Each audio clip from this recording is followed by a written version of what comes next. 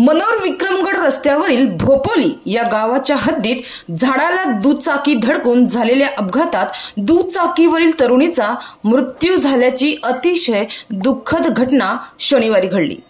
आरती नरेश बसवत वय वर्षे 20 असे मृत तरुणीचे नाव असून ती पालघर तालुक्यातील वसरोली गावाची रहिवासी होती। तर या अपघातात दुचाकी चालक गंभीर जखमी झाला असून त्याला उपचारासाठी खासगी रुग्णालयात दाखल करण्यात आले आहे अशी माहिती मिळत आहे।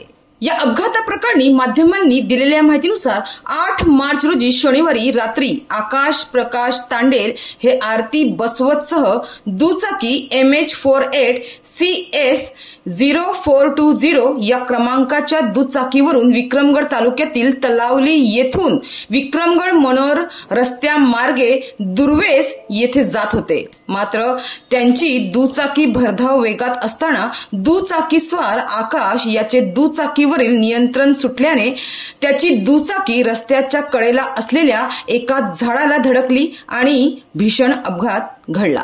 रात्री 9 वाजण्याच्या सुमारास भोपोली गावाच्या हद्दीत हा अपघात झाला। या अपघातात दुचाकीच्या पाठीमागे बसलेली आरती बसवत गंभीर जखमी झाल्याने तिचा मृत्यू झाला।